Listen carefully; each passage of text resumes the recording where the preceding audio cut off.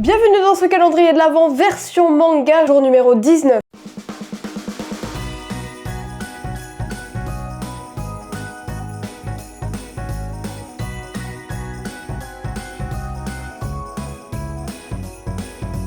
Alors, le petit tome 19, il est juste là. Ok, le tome 19. Ah, j'ai vraiment pas envie que ça se termine, mais bon, malheureusement, on s'approche de plus en plus de la fin. Donc le petit tome 19, il est juste là. Et on est parti directement pour découvrir la petite énigme du jour. Un homme marqué par une tragédie terrible, armé d'une épée gigantesque, lutte sans relâche contre des forces surnaturelles dans un monde brutal et sans pitié.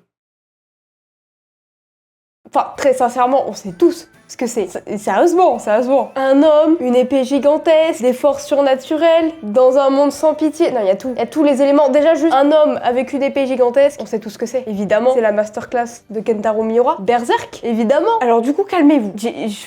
Ok, le manga est là, mais il y a petite confusion. J'ai déjà lu Berserk, mais quand j'ai fait ma liste à monsieur pour tous les mangas que j'ai lus, j'ai inclus Berserk dans la liste, tout simplement parce que quand je l'ai lu, c'était vraiment dans mes débuts de manga et du coup, j'étais pas du tout à fond dans la lecture, je comprenais même pas forcément comment ça se lisait correctement ou quoi, c'était vraiment mes tout débuts. Du coup, c'est un manga que j'avais envie de relire et donc du coup, je l'ai mis dans la liste des mangas que je n'avais pas lu pour potentiellement pouvoir le relire et du coup, je pense que c'est le moment de relire Berserk et je vous dirai ce que j'en pense parce que du coup, j'avais un avis un peu mitigé. Après, je sais que les 3 premiers tomes, c'est vraiment l'intro et à partir du tome 4, on part sur l'âge d'or et j'ai très envie de découvrir cet âge d'or parce qu'évidemment, on a ce fameux tome 13 qui est juste exceptionnel apparemment. Donc voilà pour la petite explication, j'ai déjà lu Berserk, calmez-vous. Mais c'est vrai que je me suis arrêtée au tome 2 ou 3 il me semble et je me souviens pas forcément de tout ce qui se passe. Donc ça va être le moment de potentiellement me replonger dans la lecture. Allez, c'est parti pour ouvrir ce petit tome 19 et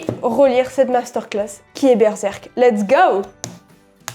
Donc c'est parti, c'est ouvert et on va vérifier tout ça, même si voilà, je sais déjà que ça va être Berserk. On est parti, let's go, attention, let's go! Berserk, mesdames et messieurs, donc on l'avait dit, ça va, on l'avait dit. Donc ouais, encore une fois, j'ai déjà lu le premier tome de Berserk, mais ça fait très longtemps et surtout j'étais vraiment pas dedans. Donc voilà, Berserk, est-ce que c'est une œuvre que j'ai besoin de présenter? Je ne pense pas, très sincèrement. Les dessins sont vraiment exceptionnels. Même si c'est le tome 1, on voit déjà qu'il y a des dessins qui sont vraiment impressionnant. Donc écoutez, je pense que je vais pas perdre plus de temps que ça et on va lire directement ce petit tome 1 de Berserk et je vous donnerai un avis, un vrai avis cette fois sur Berserk. Let's go!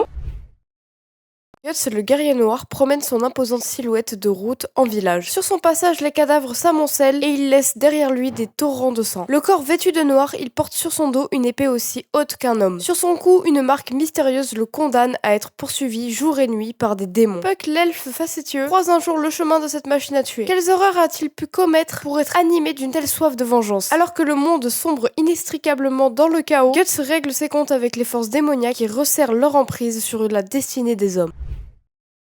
Je viens de terminer la lecture du tome 1 de Berserk et je reste un petit peu sur ma faim. Après, je sais que le premier tome, il se passe beaucoup de choses. Déjà, je comprends beaucoup plus de choses que quand je l'ai lu la première fois. Je suis plus dedans, même s'il y a quelques moments où j'ai un petit peu décroché. Franchement, j'aime bien, mais je sais que la première partie de Berserk n'est pas la partie la plus intéressante, donc forcément, c'est un peu plus compliqué. Jusqu'au tome 4 de Berserk, donc je pense que je vais me lire jusqu'au tome 4, parce que je sais que le tome 4, c'est le début de l'âge d'or. Et là, on verra bien mon avis dessus, mais ouais. Pour le moment, un petit peu mitigé dans le sens où on comprend pas forcément tout, on sait pas forcément tout ce qui va se passer. Donc voilà, un petit peu mitigé par rapport à ça. Mais j'aime bien quand même, donc je suis assez curieuse de voir ce qui va se passer. Puis surtout, je sais que Berserk, c'est une œuvre en elle-même. Et du coup, il faut vraiment que je découvre la suite pour pouvoir me faire un vrai avis dessus. Et je pense que je vais me faire ça assez rapidement. N'hésitez pas à me mettre dans les commentaires si vous avez lu Berserk et ce que vous en avez pensé, même si je pense que beaucoup de monde ont lu Berserk. C'est la fin de cette petite vidéo. On se retrouve demain pour le jour numéro 20.